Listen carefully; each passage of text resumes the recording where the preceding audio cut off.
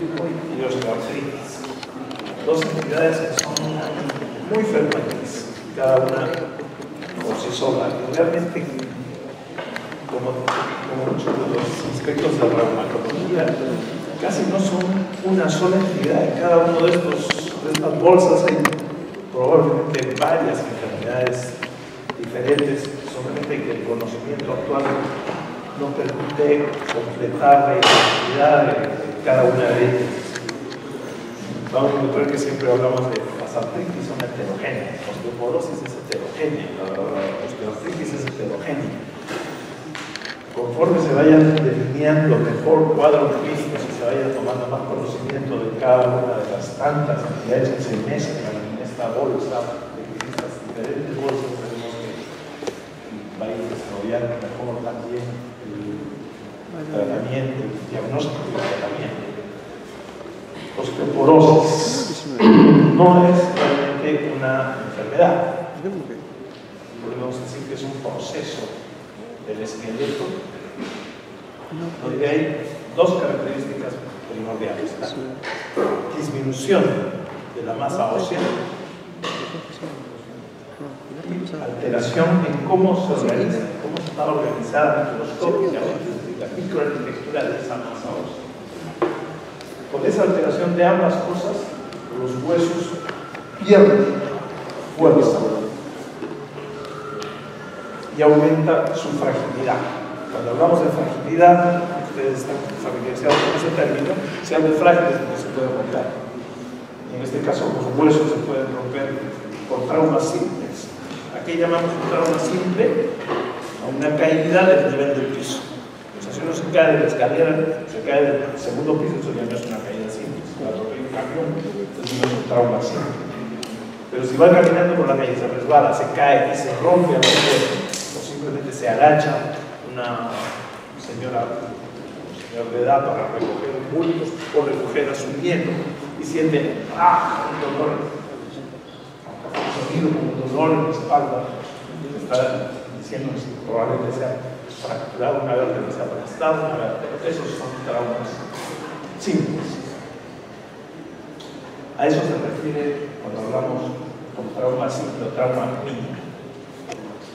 El problema de la osteoporosis no es dolor, no es hinchazón, no van a haber síntomas durante mucho tiempo hasta que aparece la complicación de la osteoporosis, que es una fractura de un hueso roto.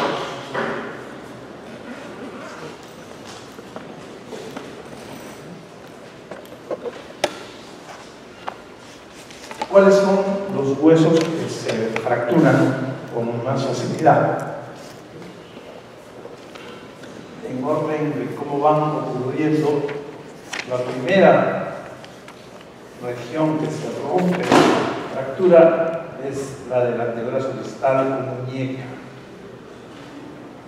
Generalmente en la década de los 50, 60 años.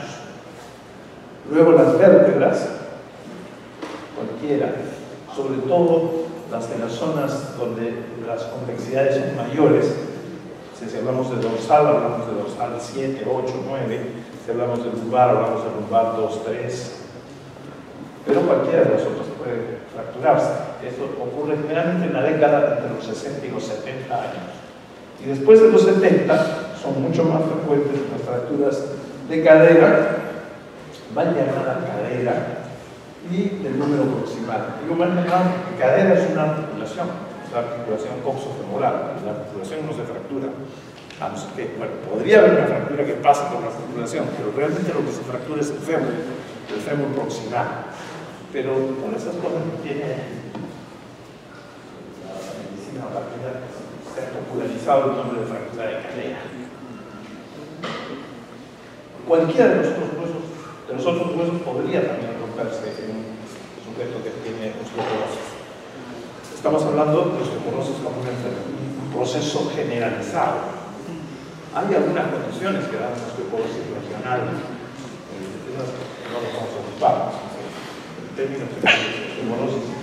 Por lo tanto, cualquier hueso podría fracturarse. Y a veces también se fracturan costillas, se fracturan metataxianos, pero como generalmente metatarsianos y otros huesos pueden estar sometidos a traumas más grandes, no son las que se consideran como características. Sin embargo, si alguien va caminando, tiene un pequeño traspiés, se le rompe un hueso metatarsiano, eso también tiene que hacer sospechar en cualquier fractura que sea por trauma mínimo, como ya lo hemos definido, tiene que hacernos pensar en la posibilidad de osteoporosis.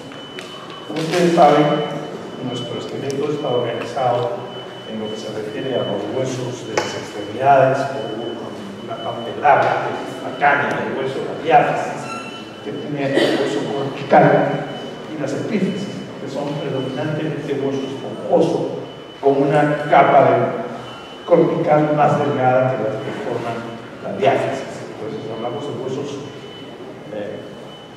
compactos o cortical, de hueso esponjoso o trabecular. Verán que se dicen son trabéculas, porque acá vamos a escuchar hablar ahora en osteoartritis de trabécula. El hueso esponjoso lo vamos a encontrar sobre todo en las vértebras. También se puede ver en el interior de huesos planos y en el interior de huesos largos que no tengan epífisis. Aquí hay hueso esponjoso. En el interior, la delgada que rodea el cuerpo de las vértebras, la puedes cortical delgada, pero dentro es puro hueso esponjoso. En cambio, en los huesos compactos está en la superficie de huesos largos, también los huesos planos, y en el esqueleto apenticular está en la diáfisis. Acá tenemos un hueso compacto, acá el fémur. Las fracturas usualmente en el fémur por osteoporosis ocurren a este nivel, se llaman transtrocantéricas, el trocantero mayor y menor, o cervicales con menor frecuencia.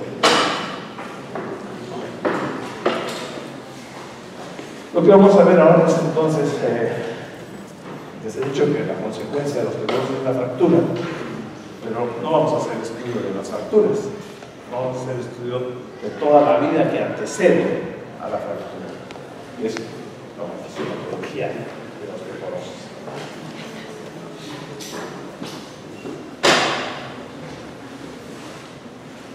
Y vamos a ir en retroversa, vamos a ver marcha atrás. Supongamos se fracturó un hueso, ¿por qué se ha fracturado este hueso con un trauma mínimo? Primero que hay un trauma, usualmente el 95% ha sido una caída por lo que necesita un esfuerzo mediano, como si por levantar a un niño de 4 años, 15, 18 kilos. Pero para que eso ocurra, ha tenido que haber un hueso frágil. Era la definición de osteoporosis. Nos preguntamos por qué se cae la gente. ¿Por qué se caen acá los muchachos? ¿Por qué se caen el sábado por la noche? La madrugada del sábado. Bueno, primero pueden ser factores ambientales, cualquiera se puede caer. Yo cuando voy al capítulo 2 veces me he caído, que granita que no la ve. Como no está acostumbrado a la agitación. Los factores ambientales. Y desde aquí una de las recomendaciones es siempre cuando tenemos personas mayores en casa, a la hora de irse a dormir hay que mirar que todo esté libre. No solo con eso, sino que puede haber terremoto, puede haber lo que sea. No deberían quedar juguetes, no deberían quedar alambres, no deberían haber alfombras que se pueden tropezar, pueden caer. Y los otros son factores personales, ahí está el alcoholismo, empezar, borracho, va cayendo. Pero en las personas mayores, consumo de determinados medicamentos se toman a veces para dormir, o antihipertensivos, que dan una tensión ortostática, para la presión no va rápido, y muchas otras relacionadas también con la edad, demencia senil, o no vemos bien, o ya no hay una musculatura importante, son las sedentarias, Parkinson, una serie de problemas neurológicos que hacen que el sujeto sea más propenso a caer. fuera de las caídas, porque el hueso estaba frágil. ¿Y por qué puede estar el hueso frágil? Se pregunta uno. Ya hemos adelantado algo, porque la masa ósea está disminuida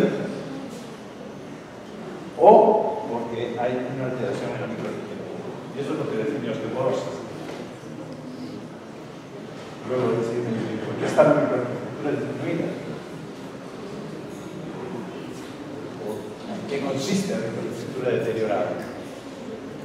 Acá tenemos, nos hemos metido al medio de cada vértebra y eso es lo que vemos. Es una esponja de hueso esponjoso, donde cada una de las barritas se denomina trabeca. Y estas son las trabecas. Es como un panal de abejas. Si disminuye la masa, disminuyen las trabéculas, disminuye la conectividad. Y eso es lo que se ve en el lado derecho del diapositivo.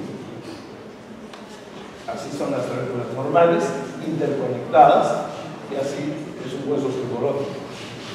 Si nosotros tenemos una silla,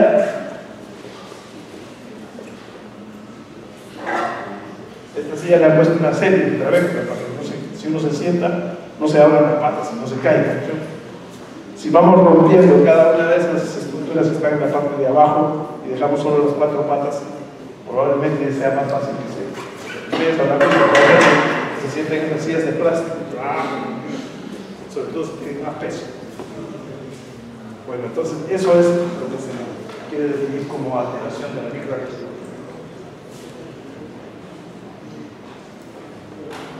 No solo disminuyen las trabéculas, también se perforan.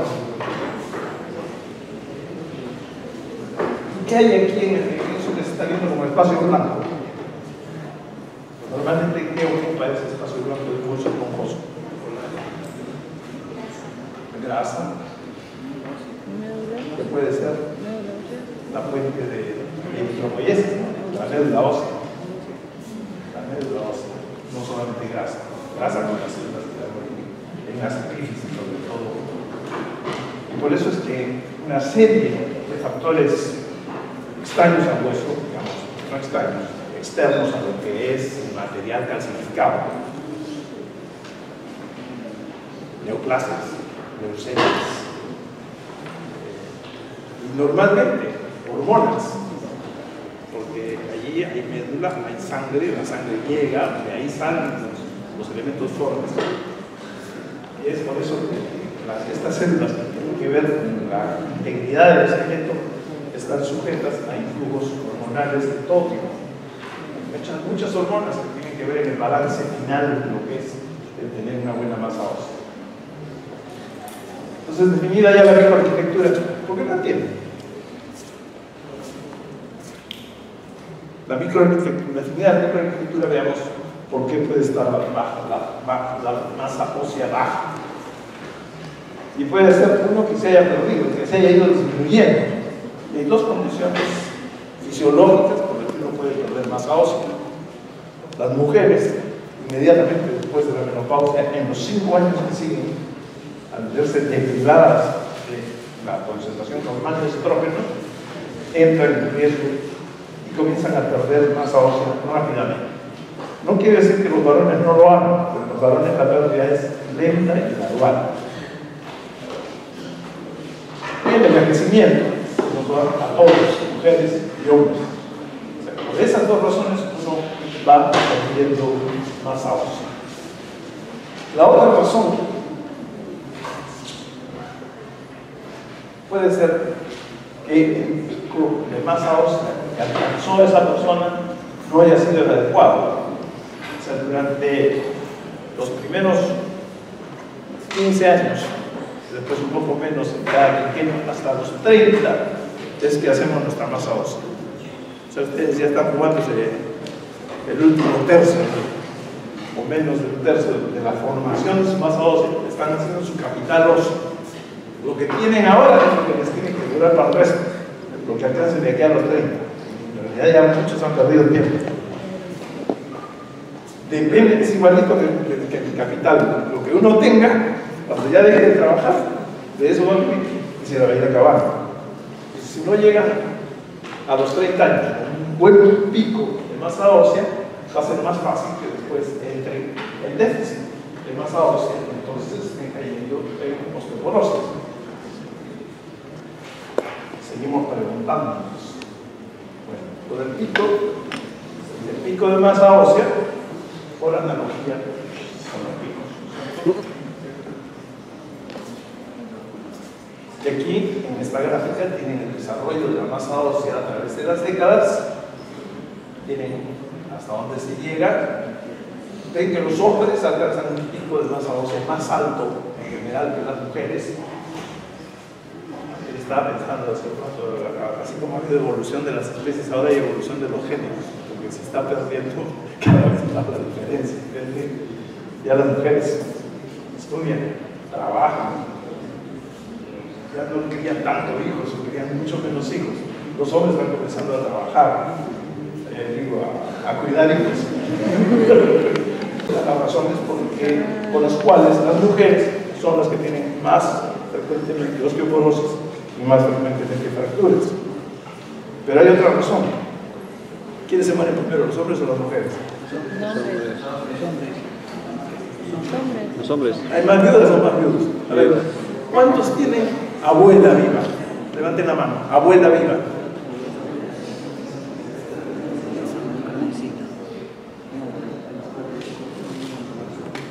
Más o menos. Ya un poquito más de la mitad. Abuelo vivo. La cuarta parte. Entonces, se ve porque los hombres morimos antes de llegar muchas veces a la edad del déficit tal que lleve a fractura. Es otra de las razones por las cuales no vemos, no quiere decir que no veamos, pero por cada 4 que se fracturados por osteoporosis, 3 son mujeres, más o menos.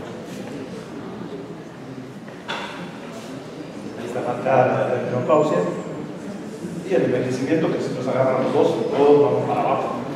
No solo el envejecimiento, no solo es un proceso de desecación, digamos, por eso uno va perdiendo agua, se va secando las uvas, hacen pasas, no pasa en varios órganos.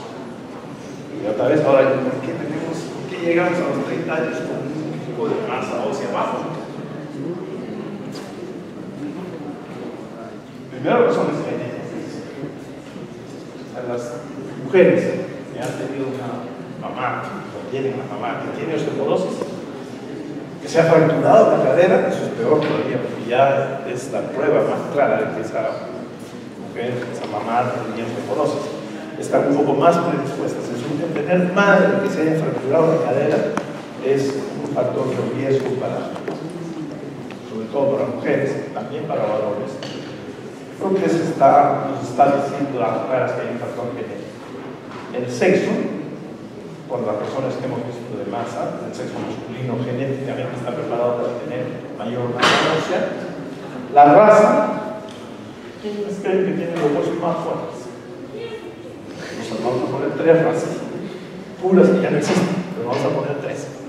Asiáticos, blancos o negros. ¿Quiénes tienen huesos más fuertes? Negros. ¿Músculo más fuerte? ¿Quiénes son campeones de box? Negros. Negro. En segundo lugar, No, asiáticos. Asiáticos y mestizos. Y las blancas son las más dedicadas, por favor. Son las que tienen más riesgo de fracturarse. Tienen una constitución delgadita, flaquita, bajita, flaquita, se va a romper. El tipo constitucional, que es lo que estoy mencionando ahorita, ahí las obesas tienen un poco más de ventaja, tienen menos riesgo. Las flaquitas tienen más riesgo.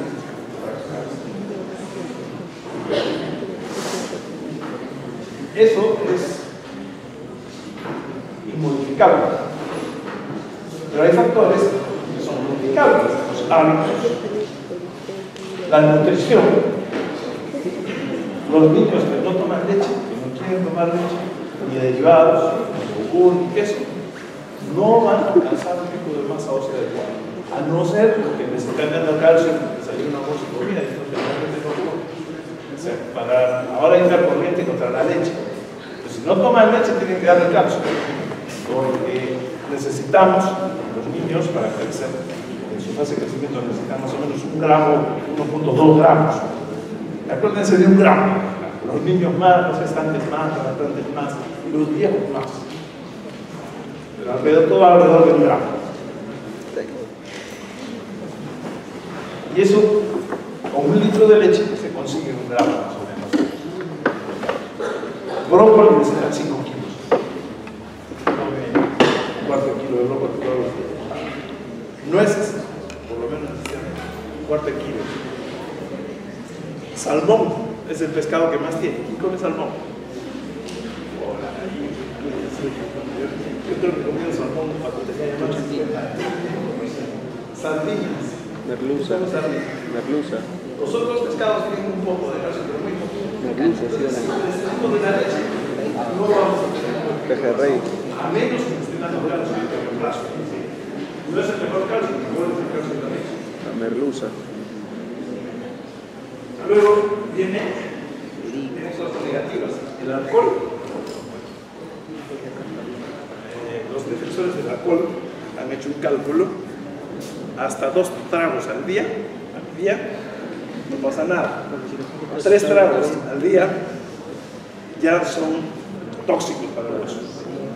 Y más tóxico que el alcohol es el tabaco. Esa mujer blanca, flaquita, que fuma.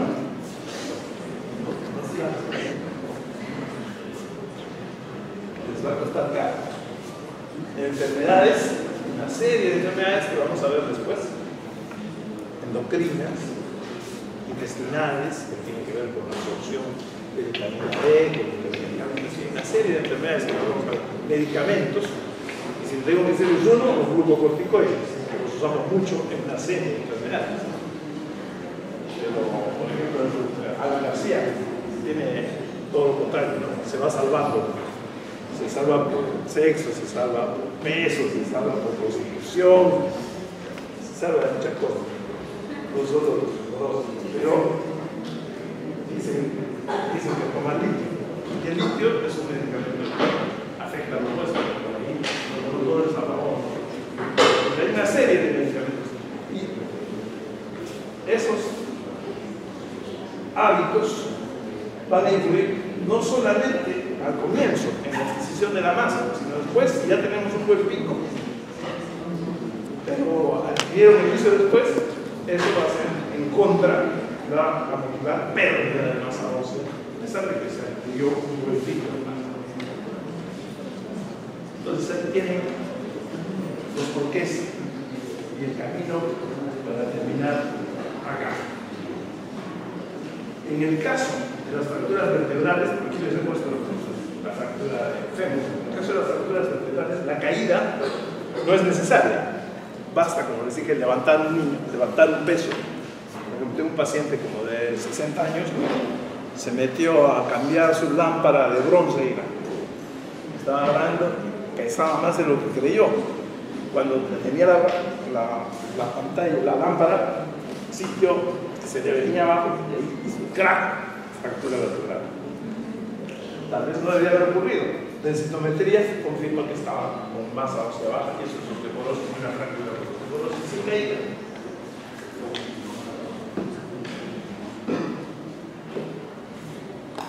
Aquí vamos a ver un poquito más algunos factores ya más en profundidad. Osteoporosis o baja formación ósea, ya hemos dicho, alcohol, tabaco, sedentarismo, envejecimiento, alteran contra la formación. Pero también podríamos llegar por resorción, o sea, habiendo tenido una buena formación, aumenta la resorción, que así se llama la pérdida. O sea, no es reabsorción, no sé por qué dice resorción. O sea, no se absorbe, se saca. Resorción ósea aumentada. ¿Y por qué puede aumentar la resorción? Por pobre ingesta de calcio. Eso va a dar hipocalcemia y la hipocalcemia lleva a hiperparatiroidismo. ¿Por qué se ingiere poco? Porque no se toma leche y una de las razones a veces es que tenga adultos, sobre todo, se enfermedades en lactosa. Toman leche, se llenan la barriga de gases, están yendo al baño a cargas, ya no toman leche. Pero hay leche con lactasa. Entonces todo tiene solución. Luego, puede ser que toman la leche pero no la absorben. Y no la absorben porque tienen déficit de vitamina D. La vitamina D está en muy pocos alimentos. La vitamina D es hidro o liposoluble. Liposoluble. Entonces vamos a encontrar en las grasas, en la mantequilla, en la yema de huevo. Entonces nos dicen que no comamos grasas. ¿No es cierto? No, porque se les va a subir el colesterol, sobre todo a las personas mayores. No está comiendo todo. Pero las personas mayores comienzan a decir, no coman grasas, no coman leche, etc. No hay se sintetiza en la piel, ¿verdad? Pero ¿cuántos meses de sol son de? ¿Cuántos andan con poca ropa para que le dé el sol en la piel?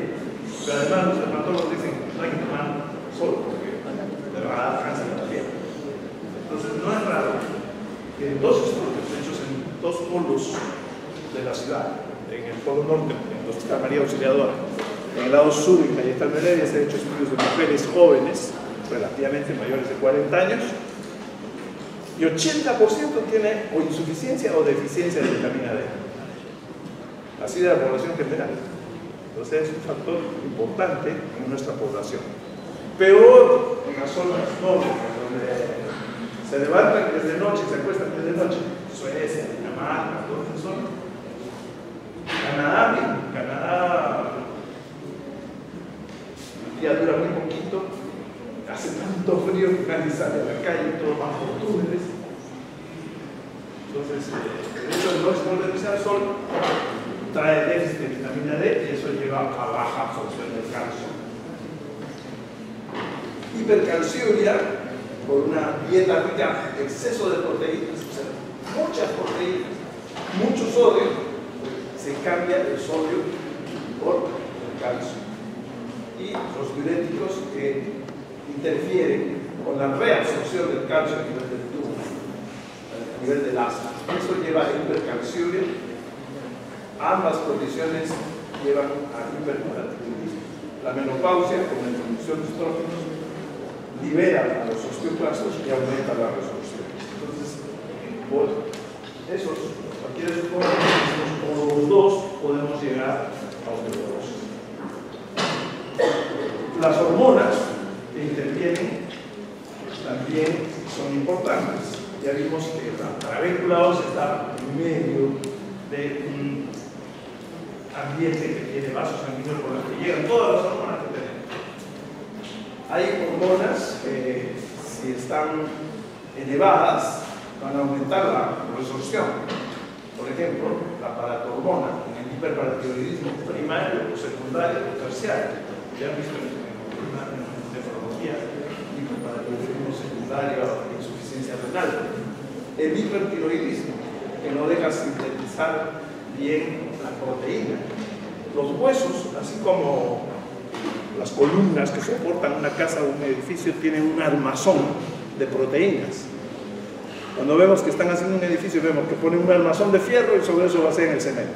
Los huesos tienen una cosa parecida, tienen un armazón proteico de fibra colágena que está organizada adecuadamente, sobre la que se depositan sales de calcio, fósforo, magnesio. Entonces, en el hipertiroidismo hay aumento del catabolismo. Ya lo van a ver cuando hagan la clase correspondiente. La síntesis de proteínas no va bien y esa es una razón por la que se resuelve el hueso. El hipercortisolismo, así como los corticoides de afuera, si tenemos un tumor en el cuerpo suprarrenal que produce mucho corticoide, va a dar aumento en la resolución. Y hay otras condiciones donde, si más bien fallan las hormonas gonadales, y por eso si en la menopausia y en la andropausia, cuando bajan las hormonas, comenzamos a tratar de ver lo mismo sucede si hay otras enfermedades, que también las vamos a ver en este capítulo, donde las gónadas masculinas o femeninas no están trabajando adecuadamente por diferentes razones que van a ver. Déficit de hormona de crecimiento y fíjense que el hipercortisolismo es un problema doble, porque altera la formación y aumenta la resorción. Por eso es, y además da hipogonadismo. O sea, los corticoides endógenos por son el peor veneno junto con el tabaco para tener una salud ósea adecuada. ¿Cómo se clasifican la osteoporosis? Hablamos de la osteoporosis primaria, cuando no hay ninguna enfermedad, ningún medicamento identificado como causal de la osteoporosis. Mientras que si hay una enfermedad que sabemos que podría condicionar la osteoporosis, se habla de osteoporosis secundaria debido a hipertiroidismo, debido a hiperparatiroidismo, debido a hipocortisonismo o otras enfermedades. Ya hemos mencionado la síndrome arriba.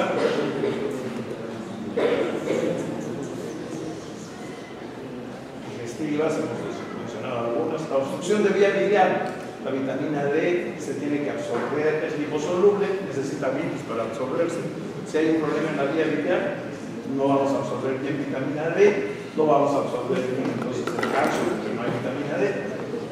Neoplasias, mielomas, que segregan, no solo mecánicamente, sino que también segregan algunas interleuquinas que van a resolver hueso. Hay una entidad genética como osteogénesis imperfecta, que son niños y adolescentes que se quedan bajitos, que se fracturan desde niños.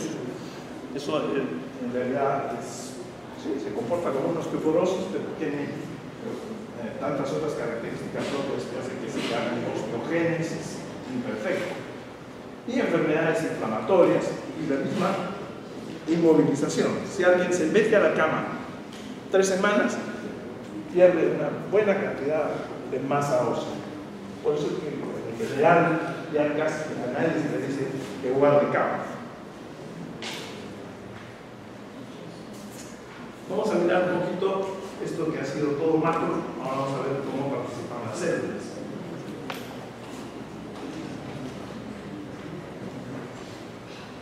Hay hasta 3 poblaciones de células, pero 2 son las trascendentes. Y aquí debería ya aumentar una tercera, que son los osteocitos. Pero vamos a hablar primero de los osteoblastos y de los osteoclastos.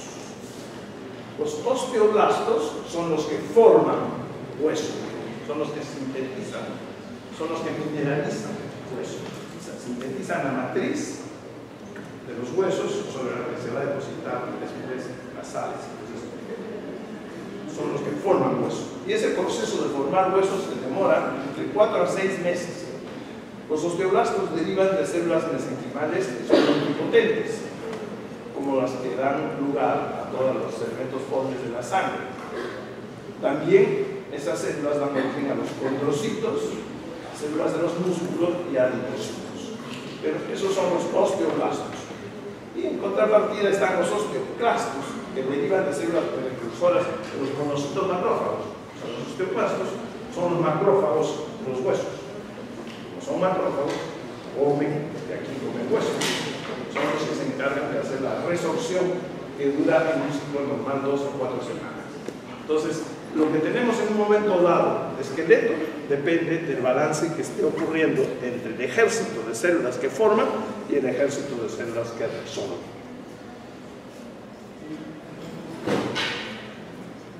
Se ha calculado que el 10% del esqueleto adulto se remodela cada año, es decir, se está resolviendo, luego viene el ejército de formadoras y cambia y tenemos un hueso nuevo. Si es 10% cada año, eso quiere decir que cada 10 años tenemos un esqueleto nuevo, mientras todo está funcionando bien.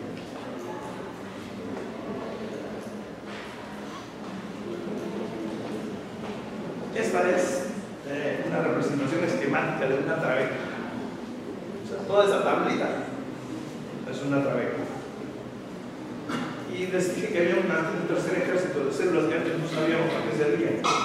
Son estas que están acá metidas en el centro de la taberna, que son los llamados osteocitos, que no son otra cosa que los viejos osteoblastos, que conforme venga otro momento de resorción y de operación, se van a quedar enterrados acá. pero que además tienen una característica, que hay unos canalículos por donde se comunican. Y se sabe ahora que los osteocitos actúan como mecanosensores. ¿Qué quiere decir eso? Que cada vez que se produce un microdaño en la trabécula, una microfractura en una trabécula, estamos hablando de una espinita, si se fractura, eso es percibido por los osteocitos y de ahí sale una señal que todavía no se sabe muy bien cuál es, que va al osteoclasto para que venga, saque esa parte del hueso que se ha roto, esa microfractura, haga una cavidad y después hay alguna señal por la que el osteoclasto llama al osteoblasto y viene el ejército y vuelve a pisar. Entonces ese es el proceso de remodelación ósea normal que tenemos, en este caso en los huesos esponjosos. Entonces aquí tienen las tres células ya en una trabécula. Los osteocitos están al medio, mecanosensores. Y fíjense esto, porque quise hacer los que conocen primero, porque aquí les estoy explicando lo de esta célula. Cuando veamos osteoartritis, osteoartrosis, vamos a ver que también hay un papel importante de todo esto que les estoy diciendo. Aquí están los osteoclastos, que se derivan de los monocitos, vienen así, llegan al hueso, que son multinucleados, que tienen un borde rugoso, por donde se produce la resorción del hueso. Mientras que aquí están los osteoblastos, que son aplanadas al comienzo, pero cuando se activan se vuelven ya más bien casi esféricas y son las que forman nueva capa primero de matriz y después la mineralizan. Y tenemos un hueso nuevo. El recambio óseo en una unidad. Eso está ocurriendo en un pedacito, menos de 1 milímetro de hueso, pero está ocurriendo en forma desordenada en diferentes huesos. O sea, millones de unidades de remodelación. Unas están llenando, otras están comenzando a romper. No, esto no es así que todo, ya, a romper hueso, ya, a formar hueso. Cada unidad va por su lado, donde haya ocurrido su fractura. Aquí tenemos entonces los osteoclastos en una mini trabécula, un pedacito de trabécula, ni siquiera una trabécula. Se encargan de la resorción, luego hay un mensaje a los osteoblastos y de la formación. Esto es así en el hueso trabecular, sobre todo, que constituye solamente 20% de la masa ósea. O sea, si decimos que tenemos más, epífisis o diáfisis, obviamente tenemos mucho más diáfisis, 20% solamente en el hueso trabecular, pero en ese 20% es donde se hace el 80% del recambio. El hueso cortical se recambia muy lentamente. Y después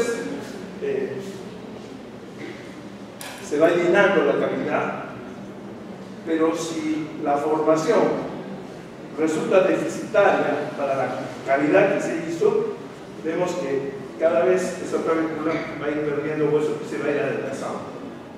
Y en algún momento les dije que también podían formarse poros en la trabécula. Eso sucede cuando por un lado hay una unidad y coincidentemente al otro lado de la trabécula también se forma otra cavidad, se juntan las dos y se hace hueco y perdemos conectividad. Y eso lleva a la alteración de la microarquitectura. O sea, dos unidades de remodelación que estén en caras opuestas en la misma trabécula pueden llegar a perforar. Y eso no es raro, se ve sobre todo en una enfermedad importante, mala para el hueso, que es el hiperparatiroidismo, donde hay muchas trabéculas perforadas. La pérdida ósea resulta de un balance negativo entonces entre la formación y la resorción, hablando en términos celulares. Hemos ido de lo macro a lo micro. Y ahora vamos un poquito más adentro, vamos a nivel molecular.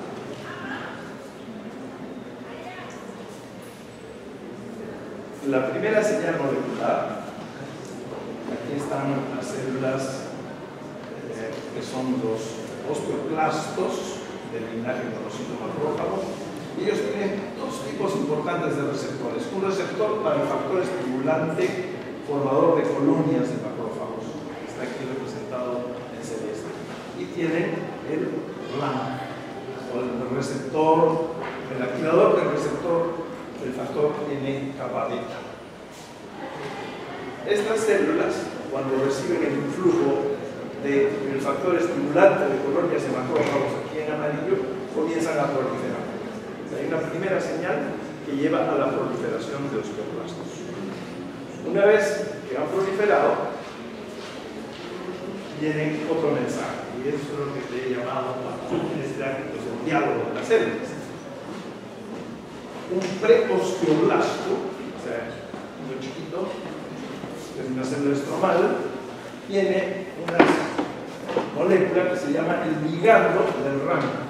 Y hemos visto que los preosteoblastos tenían RAN, que sea el activador del receptor NF-kappa beta. Entonces la primera señal va del preosteoblasto. La primera señal era la del factor estimulante de color. La segunda señal es la del RAN ligando sobre el RAN. Y con eso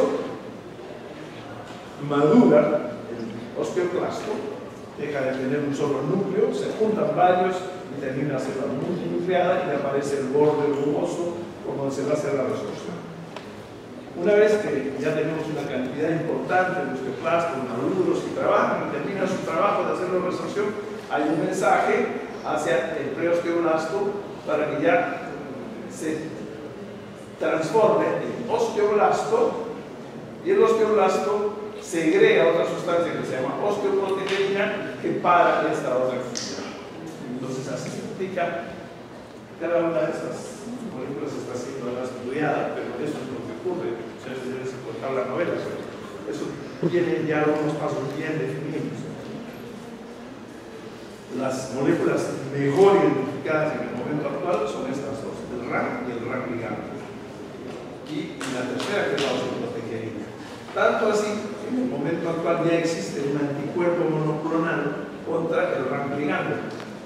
Es una molécula precisamente ya identificada que se puede inyectar en animales y producir anticuerpos específicos, y también se puede hacer en laboratorio, con bacterias, sacar un medicamento biológico, anticuerpo monoclonal contra el RAN ligando. Eso se llama, en el momento que ya tiene un nombre comercial, denosumab o prolia, que actúa a este nivel. Todo lo que teníamos antes de eso eran tóxicos para los osteoclastos. Los llaman bifosfonatos, alendronato, epidronato, risedronato, ivandronato, acetolidrón. Todo lo que hacen es tirarse contra el osteoclasto ya maduro. Pero este otro medicamento actúa antes de que se formen los osteoclastos. También tiene problemas, porque si hemos visto que la remodelación es un proceso normal para reparar las microfracturas, si la paramos mucho, vamos a ir teniendo un hueso que se va envejeciendo. Y una de las consecuencias de eso ha sido que después de 10, 12 años de uso continuo de estos fármacos que se creía que no se deberían parar, han comenzado a aparecer fracturas de la diáfisis. O sea, ya no se fractura de diáfisis, se fractura de la diáfisis.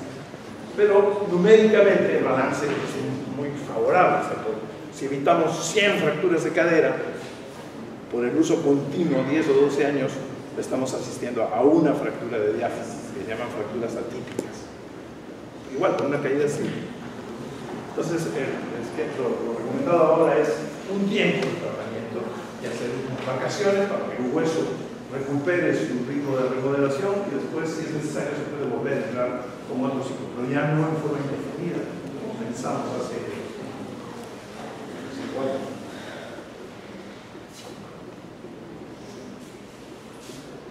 Además, ese osteoblasto, entonces, además de parar la formación de osteoclastos, hace lo que tiene que hacer. Dice, bueno, ahora me toca a mí. Hace la síntesis de colágeno y la mineralización. Hay algunas características, tal vez ya no es tan importante entrar a mucho detalle, pero lo que quiero decirles con estos diapositivos es que cada una de esas moléculas que les he puesto no son cuentos, existen, que están identificadas, que están caracterizadas. ¿Okay? Más o menos esa es la segunda fase de lo que les estuve contando, del estudio el preosteoclasto con la célula precursora, la primera señal, la segunda señal que se la va ya casi en íntimo contacto del preosteoclasto,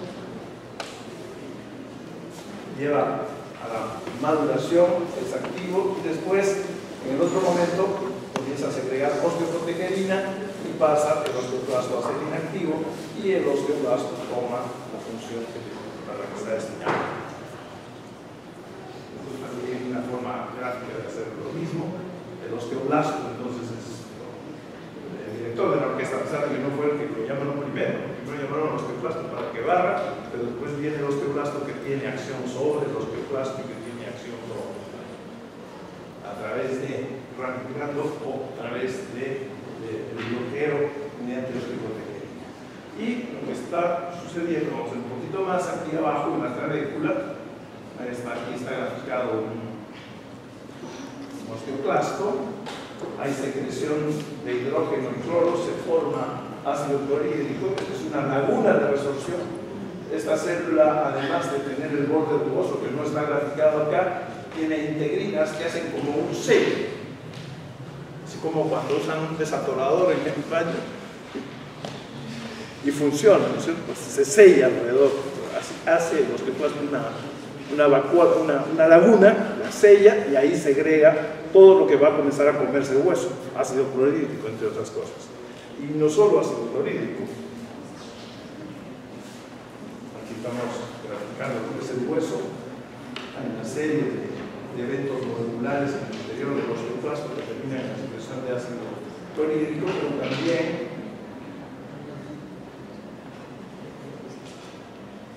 catepsina K, que es otra sustancia importante en la resorción, y ya comienzan a aparecer fármacos dirigidos para bloquear la síntesis de catepsina K y otras moléculas como TRAM. Se sabe ahora que después de que llega el RAN ligando al RAN, hay una serie de vías intracelulares que hacen que esa señal que recibe acá, donde le toca el fibra a la célula, hace que termine con el núcleo de las células sintetizando estas sustancias que son las que van a proceder a la resorción. La osteoprotegerina también está bien identificada. Entonces podemos decir que hay un balance, si tenía que haber un balance entre osteoclastos y osteoblastos, tiene que haber un balance entre RAN ligando y osteoprotegerina. Si hay mucho RAN ligando, vamos a llegar a resorción ósea. Si hay mucha osteoprotegerina, vamos a ir a falta de resorción ósea. Y hay enfermedades donde no hay resorción ósea. Hay una que se llama osteoesclerosis. El esqueleto forma y forma hueso, y no hay osteoclastos que lo resorban. Entonces vemos las diáfisis de esos sujetos donde casi es un tubo rígido, casi no hay espacio medular. Y pasa en las epífisis, en la osteoesclerosis, no hay mucha médula ósea, tienen anemia, tienen leucopenia, tienen trombocitopenia, está ahogado por una trabécula ósea que crece y crece y ahoga la médula.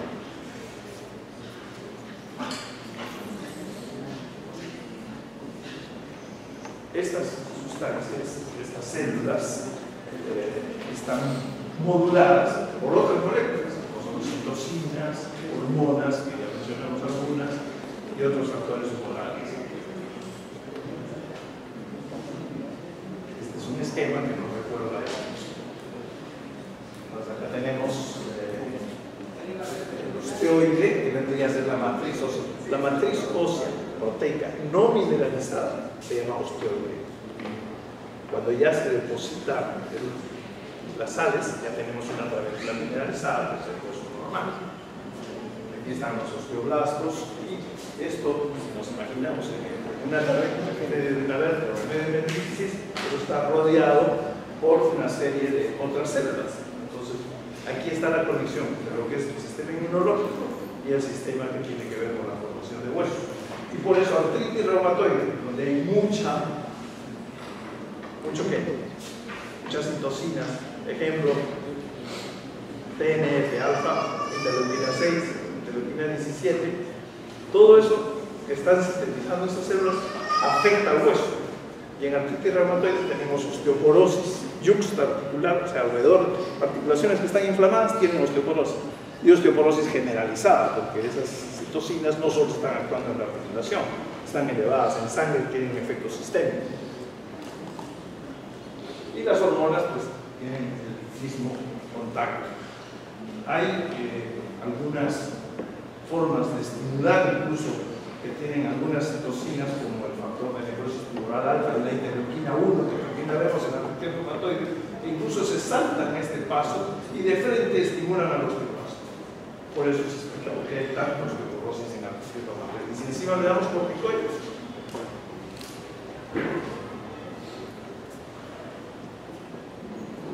hay una serie de inhibidores que se están dando. La importancia de todo esto de entender es que cuando se identifica una molécula que es clave en el proceso, se buscan formas de bloquear esa molécula. Y hay todos estos productos que están en investigación. Han salido ya algunos al mercado. Hay algunos conceptos finales, como son la fisiopatología de la osteoporosis tipo 1, que es la posmenopausia, que le llamaban así, ahora ya está, la definición se está obviando, pero en la posmenopausia lo más importante es el déficit estrogénico, y por eso, si es una mujer que tiene una menopausia muy temprana, antes de los 40 años, por decir, 38, 39 años, y ya no regla, lo lógico y lo justo es en ese momento darle un poquito de terapia de reemplazo hormonal por un tiempo, no mucho, porque es un factor de riesgo para cáncer de mama y de útero, pero 4 o 5 años en dosis pequeñas tienen efectos favorables sobre el hueso y no tienen esa posibilidad de producir cáncer. Y ahí lo que sucede es que los estrógenos son los que tienen regulados a los osteoclastos. La depresión de estrógenos hace que se activen los osteoclastos.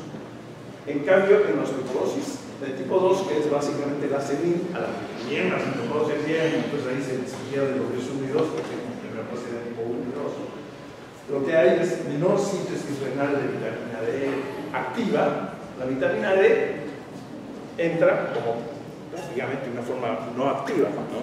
Entra como vitamina D. En el hígado tiene que tener una hidroxilación, que hace hacer 25 hidroxivitamina D. Y en el riñón tiene que tener una segunda hidroxilación, y recién tenemos la 1,25 dihidroxivitamina D, que es la activa.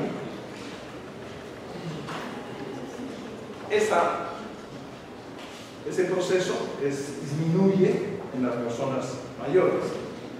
En consecuencia, tienen menos absorción del calcio, hay hipocalcemia. Si el calcio baja, sube la palatormona, y la palatormona aumenta la resorción, y ese es el mecanismo principal de la gente mayor. Algunas cosas prácticas. Los principales factores de riesgo, entonces, hemos señalado algunos. Una mujer caucásica, de raza blanca, posmenopáusica, que tiene una disfuncional, leptosómico delgada, es peor, historia personal de fractura después de los 40, o sea, si uno ya ha tenido una fractura, es lo más probable es que pueda tener otra fractura por el mismo proceso. La historia de fractura por fragilidad en un familiar de primer grado, referente a la madre, de bajo peso, fumadora, corticoterapia por más de 3 meses. Ustedes tienen un caso que van a revisar y van a revisar que hay una serie de factores de riesgo. Otros, como las caídas, y aquí tienen una primera relación de condiciones médicas asociadas, el HIV, la infección por HIV, la amiloidosis, la tendinitis anquilosante, la enfermedad pulmonar, una lista larga de entidades que pueden llevar a la osteoporosis. Por eso yo decía, no es una enfermedad, es un proceso. Sigue la lista. Y los fármacos, donde allá a la izquierda está el litio, los anticonvulsivantes, todos los citotóxicos que se emplean para cáncer y también para enfermedades de tejido conectivo, agonistas de la liberación de gonadotropina, que se utilizan sobre todo para inducir ovulación en mujeres infértiles. Estos acá. Inmunosupresores, heparina, uso prolongado, progesterona, que se usa como anticonceptivo, dosis suprafisiológicas de una tiroidea, porque se quiere tratar un hipotiroidismo, el tamoxifeno, que se utiliza en mujeres que han tenido cáncer, es decir, una lista larga. Un alto, 5 minutos, para ir a la segunda clase, 5 minutos. Mejor no salga, ahora sí conversa. ¿Qué voy a todo? ¿Todo?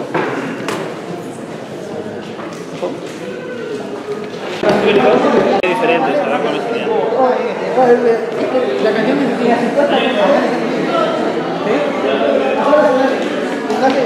Yo escuchaba dos con tú acá. Yo el boom es tú y ahí ta, ¿quieres el siguiente boom? Ahí está, es el siguiente boom. Pero malo que cuando es muy rápido no me sale. No, mentira, es lo único que me parece chistoso. No, puede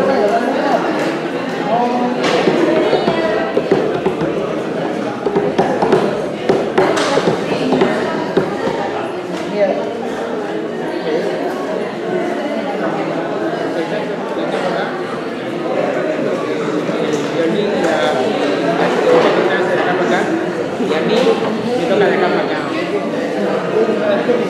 Son armonías, de acá y me toca la armonía más alta. No, pero la primera Vamos a ir a la siguiente clase.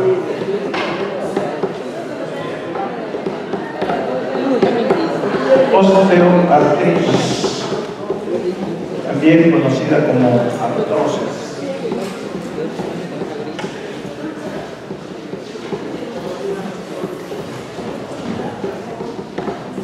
Vamos a dejar el hueso en su totalidad. Ahora lo vamos a encontrar como hueso. Por eso se llama osteoartritis.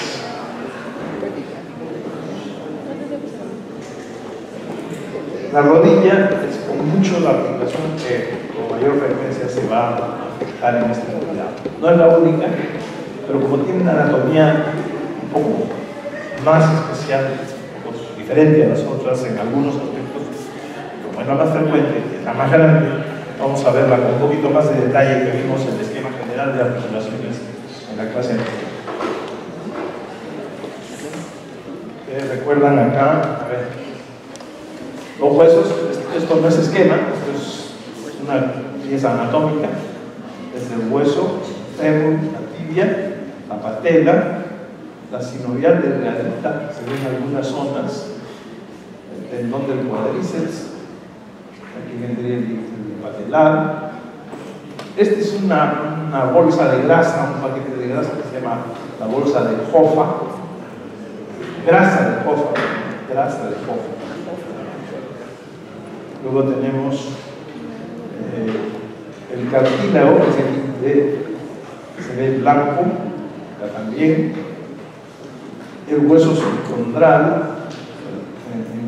Cuando hablamos de hueso subcondral, ahora vamos a reconocer dos partes. Una parte compacta, así como el de la diátesis, pero otra grueso, también es compacto, delgado. Y abajo de eso el hueso esponjoso. Entonces el hueso subcondral tiene plato óseo de hueso cortical y hueso esponjoso. Pues hay dos capas en esa zona. Lo vamos a ver después en otro diapositivo en esquemas más grandes. Luego tenemos la cápsula, está rodeando la se ve en la parte, y este triangulito, que aquí solamente es un triangulito, pero en realidad es como una, casi como una O o como una C, que son los meniscos, que no vamos a encontrarlos sino en la rodilla, en la esternoclavicular y en la temporomandibular. No encontramos menisco en ninguna otra articulación. Pero aquí son importantes. Muy importantes. Hablando de artrosis, son importantes en la rodilla. Otros elementos que forman la rodilla, aquí en forma ya esquemática, son los ligamentos. Tenemos el colateral lateral, y sabemos que es lateral porque ahí está el peroneo, más fácil. El colateral medial, está en medio. Los cruzados, que toman el nombre según donde se insertan en la tibia. El anterior está en la porción, la mitad anterior de la cresta intercondiliar de la tibia y que va hacia la parte lateral, y el posterior que sale también de la cresta de los platillos y va hacia la parte medial, que es el cruzado posterior. Mucho más potente el cruzado posterior. El cruzado anterior se puede romper y no pasa gran cosa. Yo ando con el cruzado anterior roto, no pasó mayor cosa. El cruzado posterior, casi no puede caminar, no puede subir camino, no puede bajar, hay que repararlo de todas maneras. Y hay algunos otros ligamentos que vamos a ver después. Aquí está viendo ya un poco el menisco lateral, que es casi como una O, casi completo, solo que no llegan a contactar, pero por mnemotecnia es más pequeño y es como una O. Y el menisco medial es más grande y es como una C.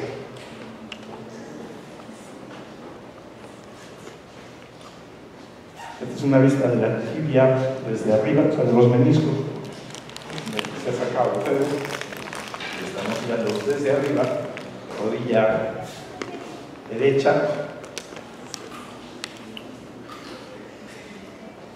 Tienen el menisco lateral, el menisco medial. Se ha seccionado el ligamento cruzado anterior, que sale, como digo, de la parte anterior de la tibia y se va a la parte lateral. El cruzado posterior, que sale de la parte posterior de la cresta y se va a la cara medial del cóndilo femoral medial. Entonces, como mnemotecnia, es para los meniscos O, E, C, I. Como O el externo, como C el interno o medial. Y para los ligamentos es AL al PM, antero, lateral y postero medial.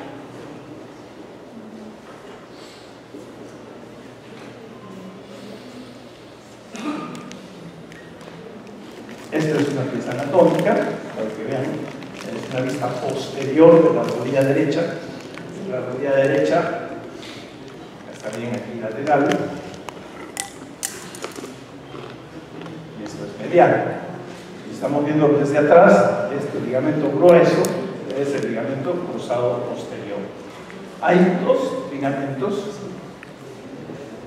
que se llaman accesorios, que son importantes porque fijan al menisco, al cuerno posterior del menisco lateral. O sea, si este es lateral, el menisco debería estar por acá abajo, no lo vemos porque esto no era con el objeto de ver, perdón, no era con el objetivo de ver el menisco, sino el ligamento. Este ligamento va del cuerno posterior, vamos atrás, cuerno posterior del menisco hacia el fémur. Este está yendo por delante del ligamento cruzado, se llama el anterior, y hay otro que se ha seccionado acá, que iba también en la misma dirección. Es como que el cruzado se metió entre los dos. Y así dicen que la génesis es un solo ligamento, el cruzado lo atraviesa y lo divide en menisco femoral anterior y menisco femoral posterior. Es una estructura importante, porque si se rompe, el menisco se sale del lugar. Si el menisco se sale del lugar, es una de las formas de ir a artrosis de rodilla.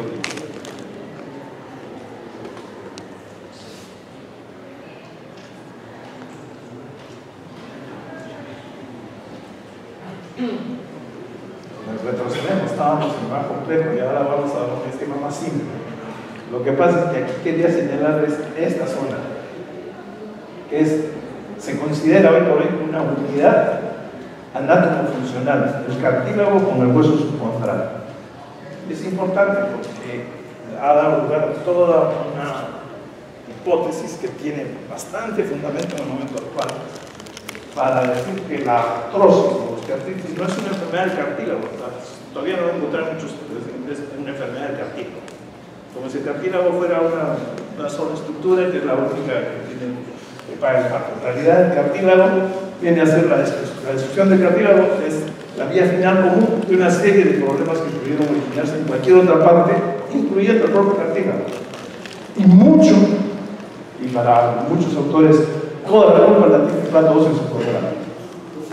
Esta mañana estuve en un programa dirigido al público,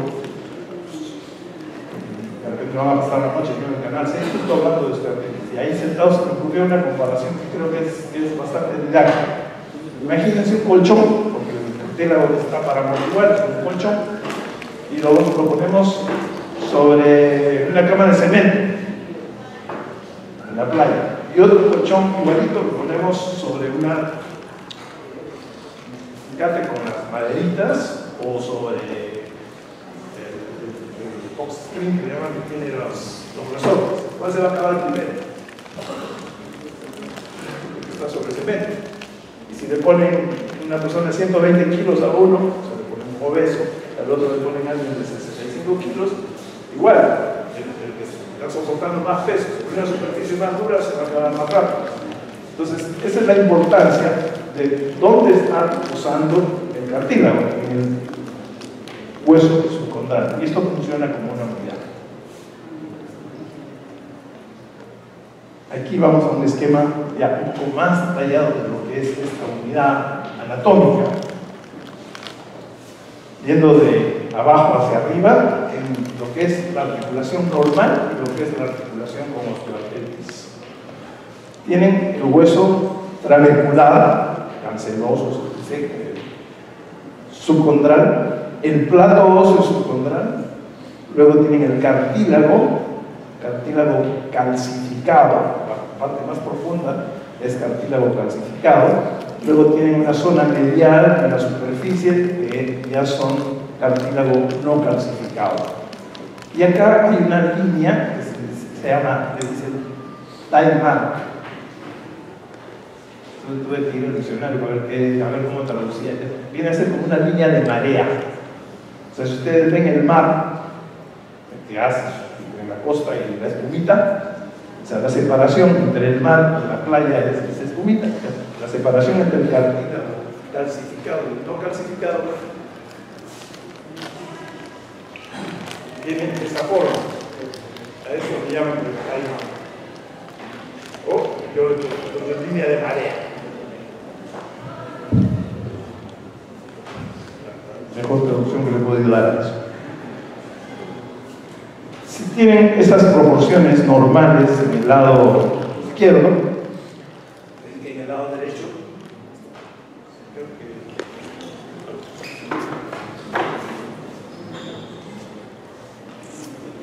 en el lado derecho, lo que vamos a observar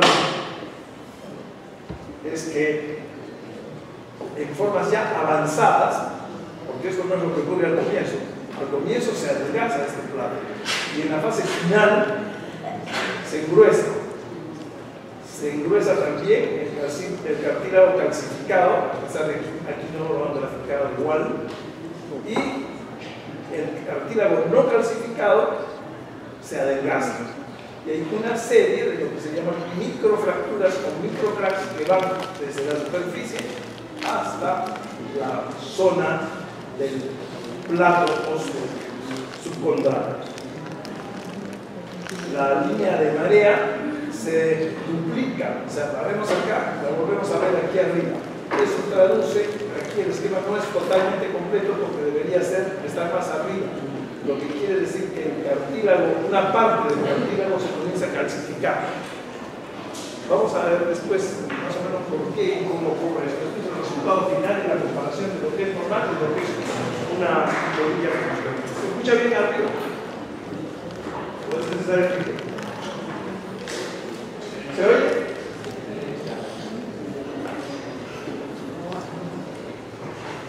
No, vamos a ver. Después de hacer ese repaso anatómico rápido, ¿qué es la osteoartritis? Es una enfermedad progresiva, degenerativa, es heterogénea, vamos a ver.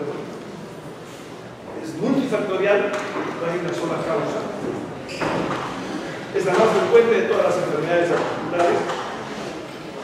la vamos a ver en adultos mayores. La artritis, las artritis, la podíamos ver desde niños, y eso no lo hemos hecho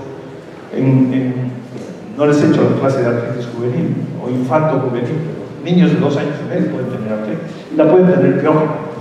En cambio, la osteoartritis la vamos a ver clínicamente encima de los 40, a pesar de que en algunos casos comenzó a los 20 o a los 30, y eso se sabe, lo mataron, agarró un sicario, lo mató, le hacen autopsia y encuentra que hay artrosis en la rodilla y nunca se había quejado de artrosis. Entonces comienza de forma sintomática muchas veces antes. Y no solo representa envejecimiento. Una mañana decía, los pacientes cuando uno le dice, pues que ya está mayor, las mujeres no se frecuente, pero yo tengo 2 rodillas, tengo una con artrosis, la otra no. Entonces no es solamente envejecimiento, algo más pasó. Generalmente esa que padece de artrosis es la que tenía alguna alteración en el alineamiento. Era varo o varo. Varo es que el arquero le mete por la cara y varo es así. Ya estoy exagerando. Eso puede ser en una sola y entonces sigue fallando. El peso va a caer asimétricamente en los platos de la balanza que está aquí. Si está así, el peso cae acá. Entonces hacen artrosis del compartimiento interno. Y si es así, hacen artrosis del compartimiento lateral. Por sobrecarga mecánica. Entonces, no solo es el cartílago.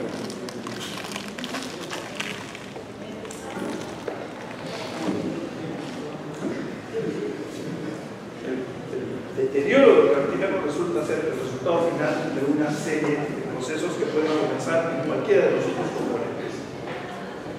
Algunos factores etiológicos, la edad, el sexo femenino en el compromiso de los nudillos distales, las interfalángicas distales de la mano. Es hereditario. Esas mujeres, si una señora tiene artrosis interfalángica distal, probablemente la hija también va a tener. De cada 10 que tienen artrosis en las interfalángicas distales, 8 o 9 son mujeres. Genes para determinada localización, ya estoy mencionando una de ellas. Otra es las displasias de cadera, malformación de la cadera también tiene un gen que predispone a que eso aparezca en varios miembros de la familia. Sobrepeso para las articulaciones que soportan peso, cadera, rodilla, brazo, palanca, columna, lumbar. Alteraciones en el alineamiento, ya lo mencioné, y alteraciones en la propiosensibilidad. Nosotros caminamos y no tenemos miedo cuando estamos completos, por eso lo han perdido mi rodilla. Y bajamos escaleras y todo sin ningún temor, porque tenemos una información inconsciente que nos está diciendo cómo está la posición. Cuando se rompe un ligamento comienza a fallar, eso ya comienza a tener miedo. No estás seguro si va a pasar bien o no. O sea, hay un mensaje que sale de ligamentos y cápsulas al cerebro que le da seguridad y le dice más o menos la ubicación. Esa es la sensibilidad propio. Este es el decálogo. Hay 10 lesiones elementales en la osteoartritis, no solo el cartílago. Tenemos osteofitos, como plantas, espinas en el hueso, pico del lobo, esclerosis del hueso subcondral, ya la vez pasada mencioné algo de eso, quistes en el hueso subcondral, en la clavícula, no en la corteza, sino en el plato óseo. Lesiones en el cartílago llanino, por cierto, que era lo que siempre se ha mencionado. Lesiones en los meniscos, lesiones en los ligamentos, engrosamiento de la cápsula. Sinovitis no tan severa, no tan extensa como en la artritis reumatoide y la psoriásica, pero por culpa de esta sinovitis que sí ocurre, generalmente no primariamente. O sea, lo que sucede más cuando hay osteoartritis o sinovitis, lo más frecuente es que haya habido una enfermedad inflamatoria previa, es una artritis reumatoide que lleva artrosis. En la forma primaria, idiopática, hay también un poco de reacción inflamatoria que vamos a ver por qué se produce. Pero también hay sinovitis. Hay lesiones en el hueso trabecular y ya los quistes óseos de lesión, por alguna razón no es aparte. Y hay debilidad muscular o atrofia del músculo. Porque si es atrofia de la rodilla, generalmente vamos a encontrar que es atrofia del cuádriceps. Este esquema tiene además una particularidad. Lo he armado así porque ustedes ven que de estos elementos hay algunos que los vamos a ver en radiografía simple. Los que están con la primera llave. Hasta acá, todo esto se puede ver con rayos X. De acá para abajo, de la línea punteada para abajo, no lo vamos a ver en radiografía simple. Necesitamos resonancia. La resonancia nos permite ver todo. La artroscopía tampoco nos permite ver todo. Estoy metido dentro de la articulación y como veo la trabécula. Puedo ver la superficie cartílago, puedo ver el ligamento cruzado anterior, el cruzado posterior, puedo ver la cápsula, puedo ver la sinovial, puedo ver los meniscos, pero no la trabécula no la ven. Tampoco ver el músculo, tengo que haber olvidado clínicamente. Entonces ustedes ven cómo cada procedimiento de estudio tiene su indicación, que es lo que quiero ver, según eso es lo que voy a pedir. Y cuando en la radiografía veo pinzamiento, el radiólogo dice pinzamiento cuando el espacio se achica, es una pinza. Y eso está diciéndome, pinzamiento, dice el radiólogo, disminución de espacio. ¿Por qué disminuye el espacio? O porque se adelgazó el cartílago hialino, o porque se adelgazó o se perdió el menisco. Son las dos cosas que ocupan espacio. Si el espacio disminuye es por una de las dos o por las dos.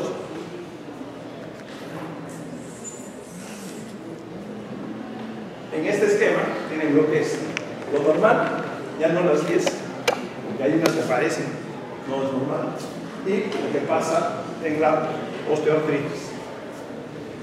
La cápsula se gruesa, la sinovial se puede inflamar, aquí está exagerado. El cartílago se adelgaza y se pone irregular. El menisco también se adelgaza y a veces se sale del sitio. El hueso subcondral al final se agranda, pero hay una etapa inicial que incluso se adelgaza y pueden formarse quistes y otras lesiones. O sea que no solo es el cartílago. ¿Cómo se clasifica? Otra vez parecido entre todos, la fibricontención. Primaria, como no sabemos, es idiopática. Después se van conociendo algunas formas. Eso ya no es idiopática. La idiopática puede ser localizada y puede afectar articulaciones de los miembros o articulares o axiales de la columna. O puede ser generalizada. Se dice generalizada cuando hay 3 regiones o más. O sea, tiene en el juanete, tiene en los dedos y tiene en la rodilla. Eso es dice generalizada. ¿Sí? Por lo general, las formas primarias son de una o de dos, las dos rodillas, con muchos dedos, pero solamente digital. Hay formas especiales, formas erosivas, que son poco comunes, casi no las vamos a ver, pero no quería poner el cuadro completo. Hay otra enfermedad que se llama hiperostosis esquelética idiopática difusa, en inglés es DISH, en español es un EID. Vamos a ver alguna imagen de eso después. Esas son las idiopáticas. Secundarias a desórdenes congénitos, como una displasia de cadera que lleva después a artrosis. Síndromes de hiperlaxitud. En los círculos ustedes ven personas que se contorsionan, que se dan la vuelta y sacan la cabeza porque la pierna se pone espalda. Eso condiciona la aparición de artrosis a temprana edad, en columnas sobre todo. Trauma articular u óseo, enfermedades metabólicas, cristales de pirofosfato, acromegalia, todas las artritis y finalmente otras patologías como la necrosis vascular por falta de riego, una luxación de la cadera, se rompe la arteria nutricia, le ponen la cadera en su sitio, pero 5 años después hace necrosis de la cabeza porque se quedó sin riego y eso lleva después a artrosis en la cadera. Neuropáticas de Charcot, frecuente en la diabetes, la enfermedad de Payet. Esas son las diferentes formas que podríamos reconocer de osteoartritis. Las localizadas, primarias, neuropáticas, pueden tener estas localizaciones. Dedos de las manos, interfalángicas distales, que están cerca de la uña, proximales y la raíz del pulgar, raíz del rizo, artrosis del pulgar, no es que de risa, rizo, artrosis del pulgar. o trapecio metacarpiano, rodillas, el juanete, la primera metatarso falángica del pie, el dedo gordo se tira para un lado, la acromio clavicular, o sea, es escápulo uteral, no hay, a no ser que tenga una ocupación especial, los barreneros, las minas, los que se rompen la pista, todo el día trabajando en los conservatorios, el codo de hombro. Pero el codo de hombro primaria no hay, a no ser que sea la acromio clavicular. Cadera. Y en la columna cervical y lumbar. ¿Qué segmentos? Los más bajos, donde se hace la mayor parte del movimiento. C5, C6, hace flexo-extensión, hace inclinaciones laterales, y lumbo sacra, L4 y L5, que son las que se mueven. L4 sobre L5, L5 sobre C1. Esas son las localizaciones más frecuentes. Y en dorso, la parte dorsal media. Cambios avanzados en el cartílago, este es el se iba adelante. Esta es para presentarles el desastre final. Eso es lo que vemos en una artrosis severa de rodilla. Para explicarles, se ha cortado acá el cuádriceps, se ha tirado para abajo con patela y todo, y estamos viendo los cóndigos femorales. Este es el cartílago, tienen acá el hueso calato, pero está todo eso sin nada de cartílago. Y en una radiografía no hay espacio prácticamente, hay puro osteofito, que son picos, son los osteofitos. No hay espacio y el hueso está denso,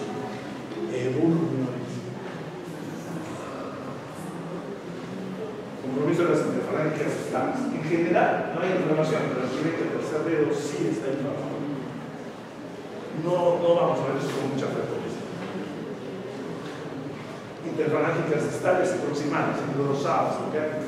Si vemos eso, es como una vela derretida, una cera que comienza a formar. El osteofito no es bidimensional, es circular, es una corona. Eso.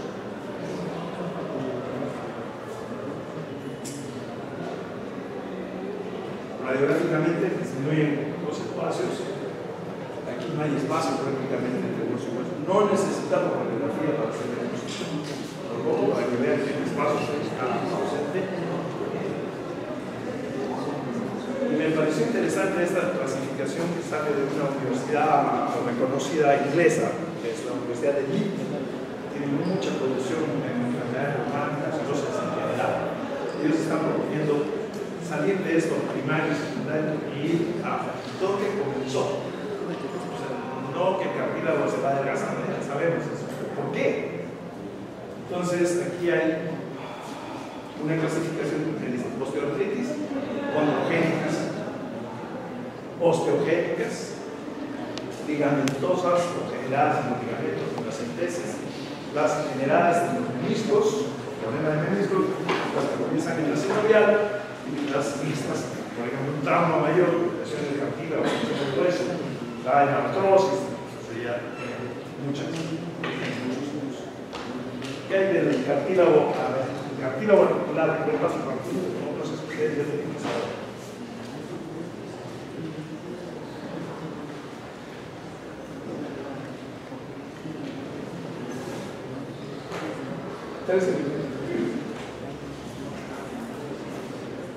Resiste compresión y cizallamiento, gracias a los aledicanos, que son propios mexicanos que retienen agua. Se mantienen en su posición por la red de fibras colágenas que se forman de átomos. Se daña por trauma, por obesidad, por defectos congénitos del colágeno, por depósito de cristales. Ese cartílago calcificado permite la difusión de moléculas. El cartílago no tiene vasos. ¿Cómo se nutre? Dos fuentes: el líquido sinovial, generado por arriba, y los vasos sanguíneos que llegan a la epífisis, y algunas moléculas, no bajo glóbulos rojos, ¿no? Pero los solutos sí pueden atravesar el hueso, el plato óseo, tiene poros, tiene canales, y el cartílago calcificado también deja pasar algunas moléculas buenas, nutrientes, o malas, inflamatorias, moléculas de crecimiento. Cambios precoces en el cartílago. En osteoartritis no traumática, el cartílago se ablanda debido a que la ruptura de la red colágena provoca mayor absorción de agua por los La resonancia magnética muestra cambios que preceden al adelgazamiento del cartílago. El cartílago y el gadolinio, que se usa como contraste, se repelen entre sí. Si disminuyen los proteoglicanos y disminuye el agua, el gadolinio entra, entonces se ve el cartílago mucho más brillante. O sea, muchas de las cosas de osteoartritis nuevas las hemos aprendido gracias a que ahora vemos a través de la resonancia. Antes éramos ciegos al cartílago. Ya lo veremos. Aquí ven cómo es el cartílago normal en la pata de un conejo. Ven blanco brillante arriba. En el lado izquierdo normal, osteoartritis se va perdiendo en diferentes zonas. Microscopía en el lado izquierdo, teñido de rojo, con los condrocitos empapados acá. Ven acá cómo disminuye la tensión. Este rojo de safranina tiene proteoglicanos. Hay menos proteoglicanos y menos rojo. Y ven cómo se ha producido una disminución ya en esta altura del espesor del cartílago, hay pérdida de proteoglicanos y los condrocitos se agrupan, ¿verdad? Los que reproducen a ver si hacen algo. Imagen. Normal, a la izquierda y arriba, pérdida de proteoglicanos precoz, fibrilación, fisuración y acúmulo de condrocitos. Eso es lo que se ve en las etapas relativamente tempranas. Esquemáticamente hay destrucción de las fibras colágenas, que son estos arcos, el hueso está aquí representado abajo, los proteoglicanos se salen fragmentos de colágeno, hay fisuras y se van perdiendo. Estos que se están liberando van a hacer pueden modular una respuesta inflamatoria carcinoidal. El condrocito normal es el único que fabrica colágeno tipo 2 y proteoglicanos.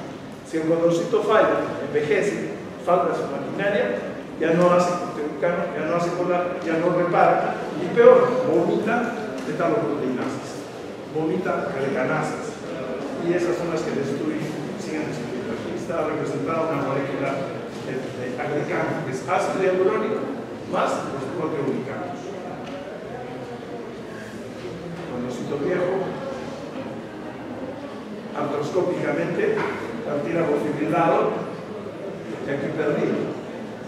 Incluso los traumatólogos ahora se dan el lujo de palpar el cartílago con una herramienta así como esta y ven que ha perdido consistencia, que se ha vuelto blando antes de que se adelgace. Radiografía de las rodillas, espacio conservado, enubado, no hay espacio. Se fue el cartílago, se fue el menisco, asumimos, pero no lo vemos. Osteofito, aquí medial, el valgo, mala suerte, una barba,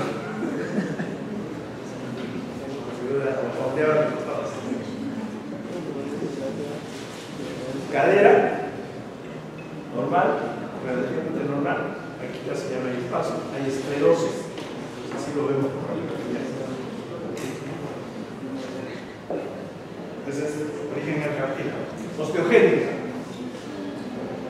Se sabe que la patología previa del hueso predispone a osteoartritis, son las formas secundarias, es claro, hay un trauma en el hueso, te deja la fractura de la tibia, te la deja mal alineada, después vas a hacer artrosis de la rodilla.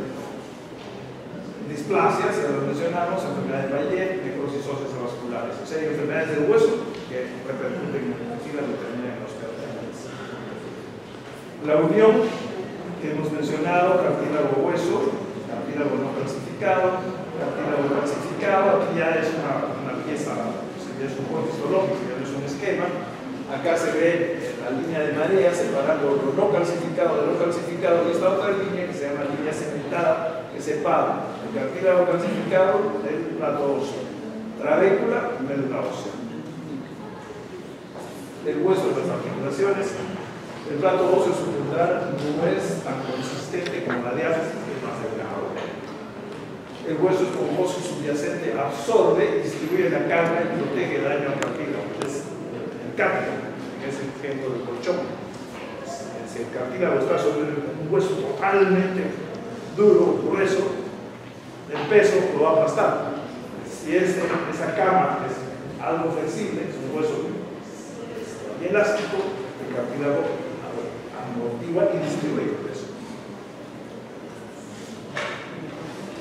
La unión osteocondral es una estructura dinámica que funciona integradamente. Las trabéculas subcondrales incluso se orientan según el deporte. Los saltadores tienen orientación de una forma, o sea, no es una estructura que esté ahí inmóvil, quieta, se adapta al uso que tiene el sujeto. Puede haber vascularización del plato óseo.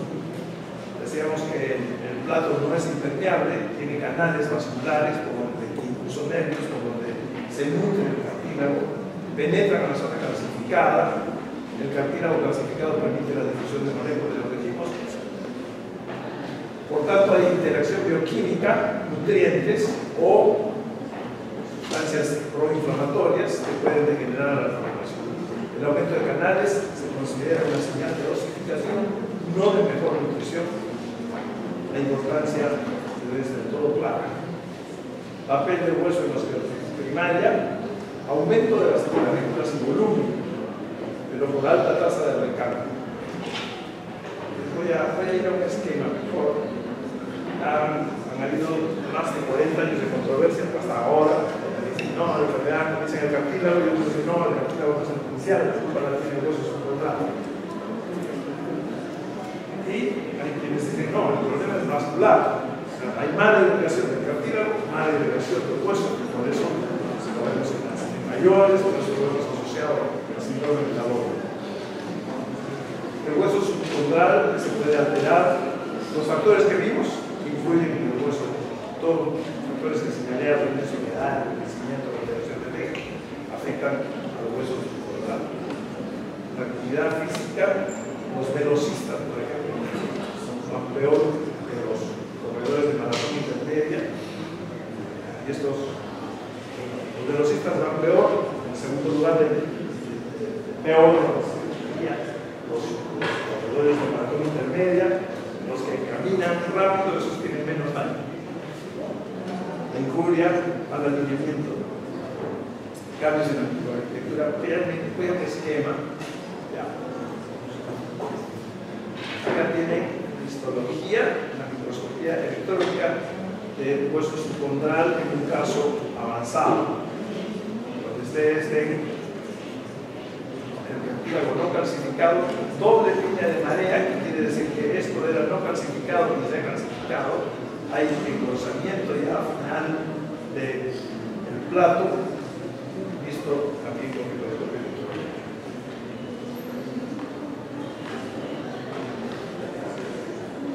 Lesiones en la trabécula.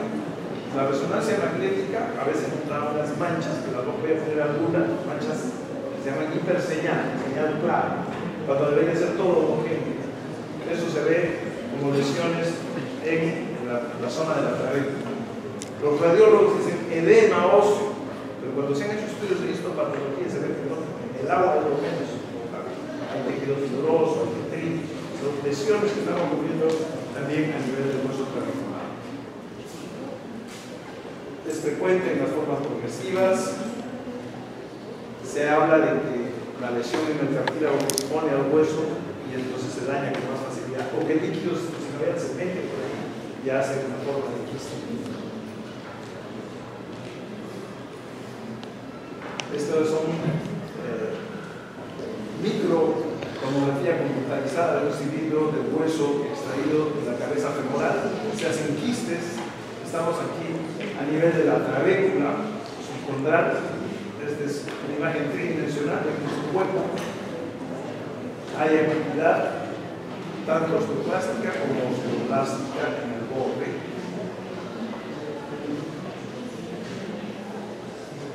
Hay microdaño del cartílago calcificado del hueso. Estas son las llamadas microfracturas que las vemos en el lado izquierdo. Es una trabécula con fracturas en el hueso subcondral. Si esto es lo normal, miren cómo está el hueso subcondral. Miren acá, alterado. Voy a presentar la hipótesis más importante. Esta es la que nos va a permitir explicar mejor esta hipótesis. La parte alta, cartílago, la línea de marea, cartílago calcificado. plomo, el hueso del plato óseo subcondral o cortical delgada, el hueso trabecular.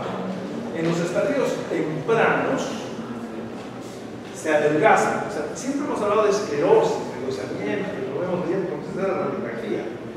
Los estudios con resonancia magnética permiten demostrar que es, y la histopatología permite ver que al comienzo también es lo contrario, se adelgaza, y que después eso se va a engrosar.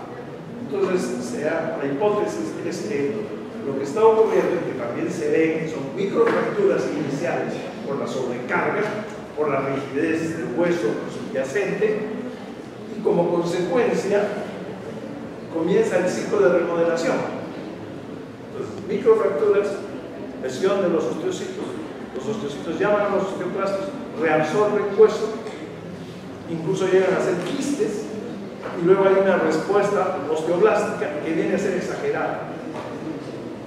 Y entonces ya empezamos a ver que en la etapa avanzada sí se engruesa el plato óseo, pero hay quistes, o sea, hay defectos. Las trabéculas restantes se engruesan. Este hueso es el que nos da a la radiografía el aspecto esclerosado, pero los estudios de mineralización nos dicen que esto es bastante osteoide, poco mineral. Entonces es un hueso que, a pesar de que está más grueso, es un hueso blando. Esa es la hipótesis que nos dice cómo interactúan tanto el cartílago como el hueso a través de un daño de microfracturas iniciales. Por eso es que es diferente. El cartílago no calcificado, al comienzo vimos solamente fibrado, con fisuras, después se pela, ya está perdido todo. El cartílago calcificado, primero el microdaño, después se engruesa, aparece la doble marca, la línea de marea. El plato óseo subcondral, al comienzo está adelgazado, hay microdaño, se hace más poroso, después se engruesa, hay microdaño, está mal mineralizado. Y las trabéculas al comienzo se adelgazan, están poco comunicadas, después se engruesan, se esclerosan, un poco mineralizadas y aparecen los quistes.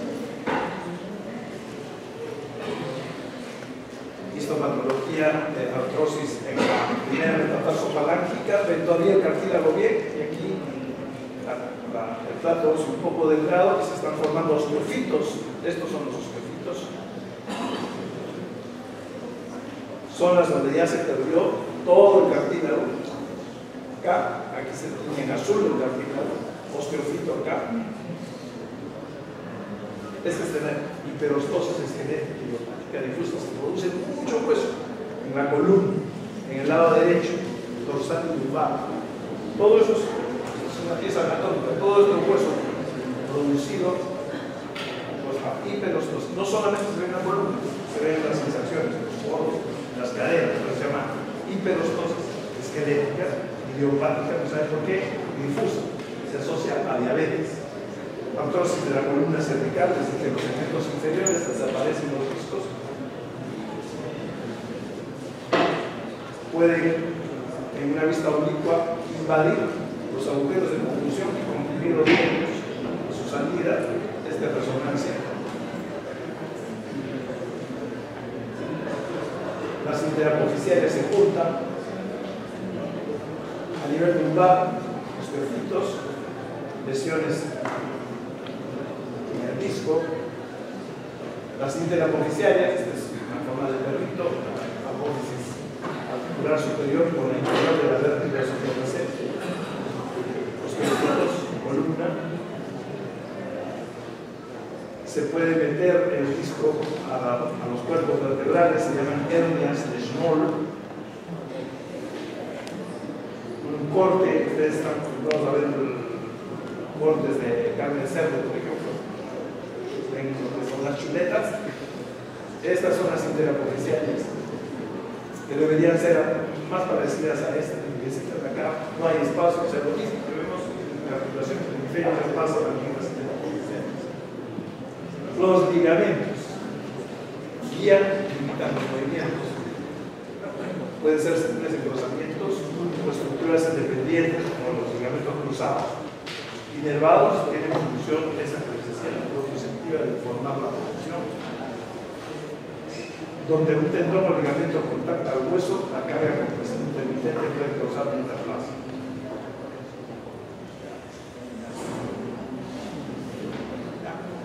Se piensa que una buena parte de la génesis de la artrosis en los dedos es por problema primario de los ligamentos colaterales de los dedos. Los meniscos, ya los hemos visto, son fibrocartílagos, esencialmente son ligamentos altamente modificados y cóncavos o de vascularización. El menisco lo que hace es, primero, como adaptador y segundo, la carga la distribuye hacia la periferia. Génesis en los meniscos. Se sabe que cuando le sacan un menisco a un deportista, va a ser artrosis. 10 años después va a estar. O sea, no es la solución. En osteoartritis no traumática, la exclusión o salida del menisco causa disminución del espacio. La radiografía ya deja de funcionar. En adultos mayores es asintomático mientras está en su sitio. Vamos a ver una imagen para no seguir hablando mucho de esto. Les hablé de los ligamentos femoromeniscales, no son muy conocidos. Ya, en esta resonancia magnética vemos alguna de las lesiones. Esta es una mujer de 38 años. Tiene una lesión aquí. Así debe verse en resonancia hueso. Cuando se ve una zona que es brillante, es hiperseñal. Y eso es lo que los radiólogos llaman edema óseo, en una zona ultrarregular. Vemos edema adyacente al ligamento colateral medial. Aquí está por acá, esto es medial, el ligamento colateral está desplazado, hay edema, y el menisco, que debería verse así como un triángulo negro acá, sentido acá, está hacia afuera. Eso es lo que quiere decir excluido. Deja de funcionar y la carga se transmite hacia la unión hombro, huesos y cuadrados.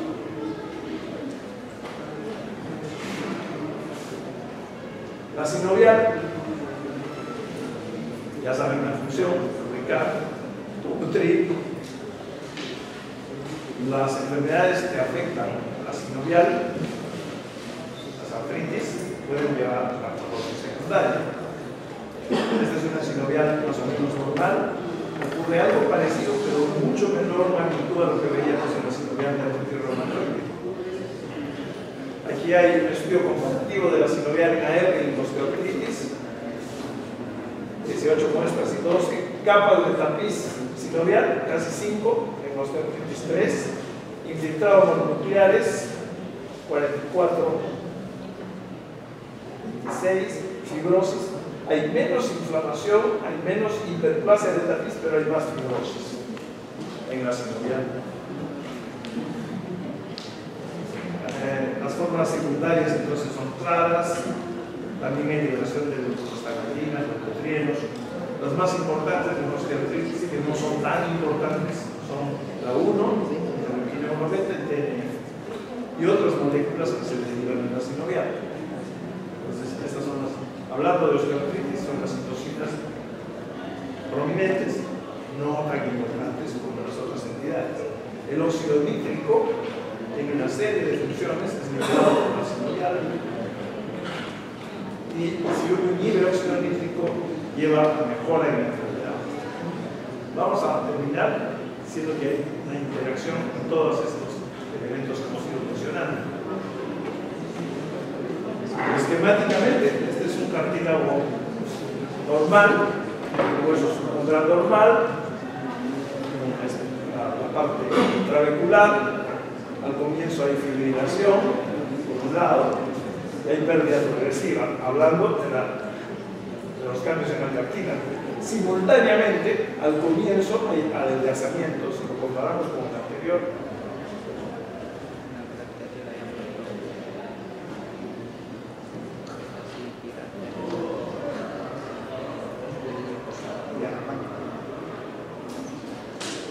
Aquí había, si comparamos esto con esto, va más delgado, y después hay engrosamiento. Y al final tenemos lo que es esclerosis, quistes y pérdida de sustancia, a veces por completo. hay liberación de fragmentos cartilaginosos, inclusive cristales, que llevan a sinovitis, osteofitos, pérdida, esclerosis, quistes. En este esquema, aquí está el hueso subcondral, la destrucción de colágeno, liberación de fragmentos de colágeno, proteoglicanos, microcristales, inducen una respuesta inflamatoria en la sinovial. La sinovial manda su miriada de prostaglandinas, de leucotrienos, ácido nítrico, que también destruye el cartílago. Y esto se hace un círculo vicioso.